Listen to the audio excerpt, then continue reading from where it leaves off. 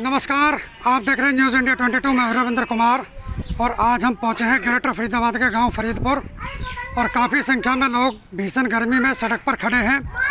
पूछेंगे इनसे, जानेंगे इनका हाल, आखिर क्यों इतनी भीषण गर्मी में, उमस भरी गर्मी में घर से बाहर खड़े हैं।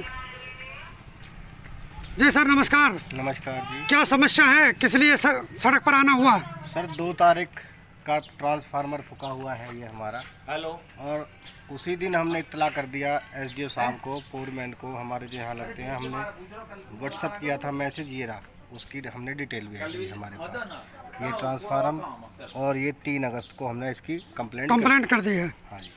आज तक ट्रांसफार्मर ये बदला नहीं गया है और इसकी अपग्रेड करने के 63 का करना है, 25 का इस पर ओवरलोड है और इस पे सफिशिएंट सबसे ज़्यादा बिल भरने वाले लोग हैं मौजूद, जो इस पे सबसे ज़्यादा बिल भर रहे हैं। 25 के करीब हमारे इस पर सबसे ज़्यादा मीटर इस ट्रांसफार्मर पे हैं।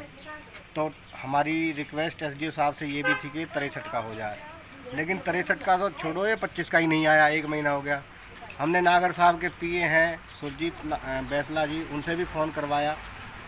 रोज़ आजकल आज सुबह करते हैं तो शाम को जाते हैं तो कल सुबह 100% हो जाएगा। युवाओं ने तो खैर हमें बताया है, अब जानेंगे बुजुर्गों से कितने परेशान हैं बिजली से। जी बाबू जी नमस्कार। नमस्कार। कितने परेशान हो इस बिजली से? परेशानी अब देख लो जी, ढोर प्यास से नहीं डोले हैं, अब घर से बाहर बैठे, कुछ भी ना, कोई सुनवाई ना करे। प्रशासन में 1 महीना होगा, कोई भी ना करे। जे ये एसडीओ कोई सुनवाई नहीं करे। पे चले जाओ, मंत्री पे चले जाओ, मंत्री का सुन रहा हूँ। बिल को कोई भी है सुना, जो बिल ना भर दो, क्लियर सबके।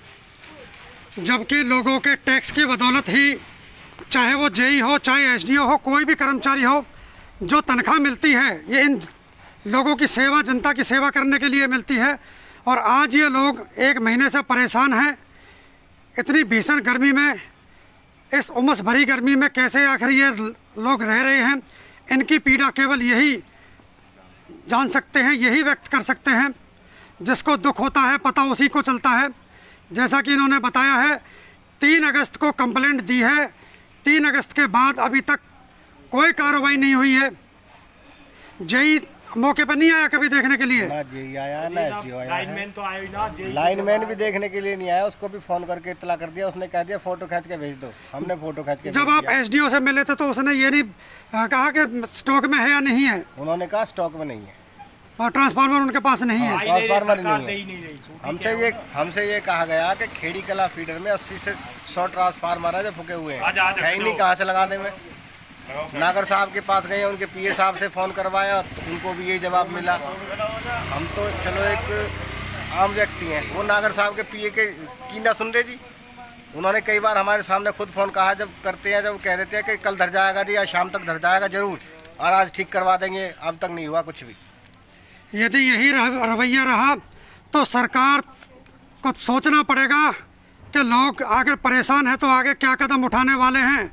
हमारा जो संकेत है वो नेता स्पष्ट सुन ले, सरकार और ऊपर के अधिकारी सुन ले। आज ये लोग सरकारी दफ्तर के दरवाजे हैं, सरकार के दरवाजे हैं। कल को चंद दिनों बाद चुनाव है हरियाणा प्रदेश में, फिर वही नेता इनके दरवाजे आएंगे। तो समझ सकते हैं आप लोग कि ये कौन सा कदम उठाएंगे और फिर आगे रिजल्ट क्या होगा। ये समझने की बात है। इन लोगों की जो समस्या है उसकी तरफ अधिकारी ध्यान दें और नेताओं को भी ध्यान देना चाहिए। 1 महीने से भीषण गर्मी में कैसे ये समय बिता रहे हैं। रोज़ आज और कल हो रही है ये ट्रांसफार्मर जो आप देख रहे हैं ग्रेटर फरीदाबाद के गांव फरीदपुर में इतनी भीषण गर्मी में फूका हुआ है और बदला नहीं जा रहा। ये बहुत ही शर्म की बात है। ज़्यादा से ज़्यादा इस वीडियो को शेयर करें, कमेंट्स करें इस वीडियो के ऊपर और हमें ज़रूर बताएं। आप देखते रहिए न्यूज़ इंडिया 22। मैं हूं रविंद्र कुमार। नमस्कार, धन्यवाद।